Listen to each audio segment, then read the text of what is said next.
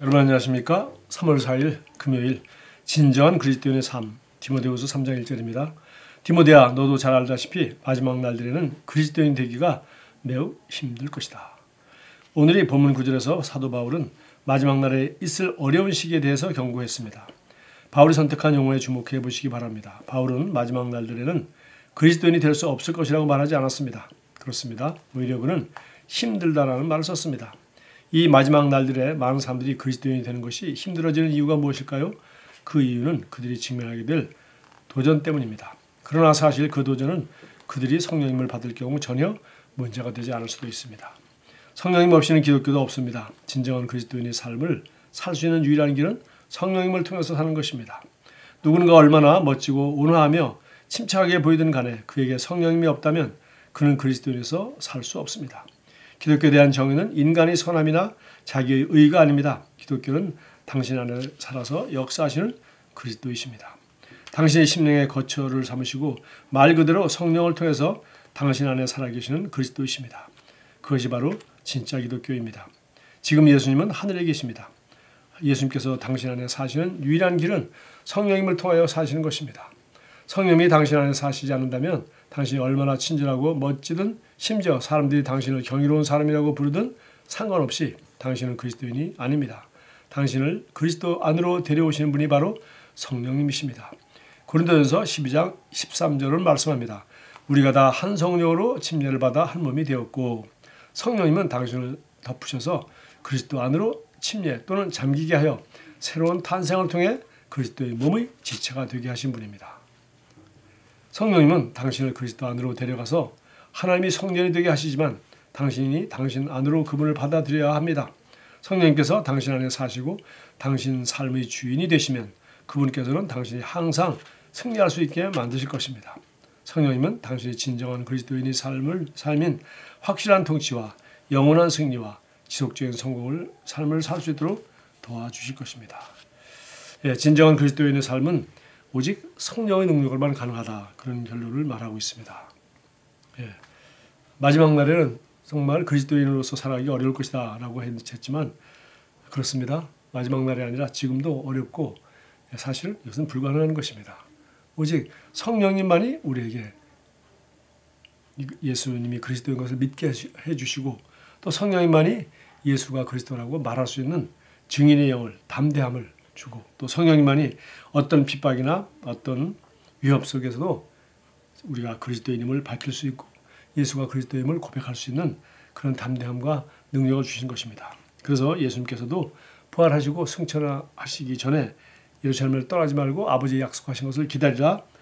성령이 너에게 임하시면 너희가 능력을 받게 될 것이다. 그래서 땅끝까지 이르러 나를 증거하는 증인으로 살 수 있다고 말했습니다. 그래서 누가복음 24장 49절 참고 성경에도 보니까 볼지어다 내가 내 아버지께서 약속하신 것을 너에게 보내리니 너희는 위로부터 능력으로 입혀질 때까지 이 성에 머물라. 그러니까 성령을 받지 않으면 능력이 없다는 것입니다. 그러니까 능력이 없으면 어떻게 예수의 증인이 되어서 살겠습니까? 능력이 없으면 예수 그리스도를 믿는다는 것 자체로 핍박하고 불이익을 당하게 하고 비웃는 사람들 가운데서 우리가 빛의 역할을 감당할 수 있겠습니까? 바로 성령의 능력, 즉 성령의 충만함을 받는 것만이 우리를 정말 거듭나는 그리스도인으로서 주님과 함께 동행하며 그리스도의 몸의 지체로서 그리스도처럼 생각하고 말하고 행동할 수 있는 담대함과 사랑과 그런 좋은 것들을 열매를 맺으며 살게 해주실 것입니다. 맨 마지막에 보니까 그리스도의 삶은 확실한 통치와 영원한 승리와 성공의 삶을 살 수 있도록 성령께서 도와주시는 삶이다. 그렇게 얘기했습니다.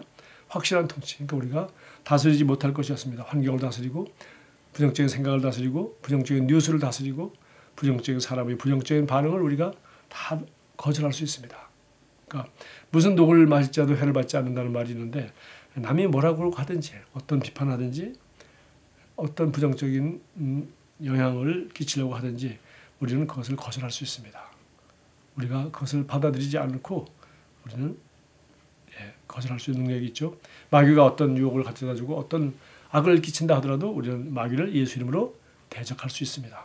그러므로 우리는 예수의 승리가 영원한 승리요 또 그 승리를 우리도 함께 누릴 수 있고 우리에게 능력 주신 자로 말미암아 우리는 이기고도 남는 삶을 살 수 있고 뿐만 아니라 지속적인 성공의 삶을 살 수 있다고 하였습니다. 그렇습니다. 주님은 우리가 성공하고 승리하는 삶을 살기 원하시지 패배하고 정말 부정적이고 나약하고 환경과 사람과 다른 사람을 탓하며 비판하는 그런 삶을 살기 원하지 아니하십니다.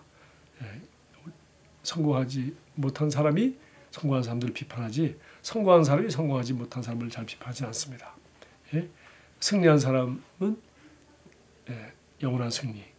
그것은 그리스도 안에서 주님 우리에게 주신 것이고 또 우리 안에 계신 그리스도를 통하여 만유 안에서 만물을 다스리는 그분이 우리가 그분처럼 생각하고 그분처럼 말하고 그분이 지혜를 선택하여 믿음으로 행할 때 우리도 통치와 승리와 성공의 삶을 살 수 있도록 주님은 우리에게 성령을 주셨습니다. 그래서 말씀과 성령이야말로 우리로 하여금 말씀대로 살 수 있는 능력을 주신 것이고 특히 성령은 아버지께서 주신 능력이라고 했고 성령을 받으면 능력을 받는 것이라고 말했습니다. 기도하겠습니다. 사랑하는 아버지, 초자연적인 능력으로 저에게 힘주시고 신성한 삶을 사는 데 필요한 모든 것으로 저를 구비시켜 주시니 감사드립니다. 제 안에 사시는 성령님의 힘에 입어 저는 놀라운 일을 하며 저희 세상에 하나님의 덕과 완전함을 드러냅니다. 예수 이름으로 기도합니다. 아멘. 좋은 하루 보내십시오.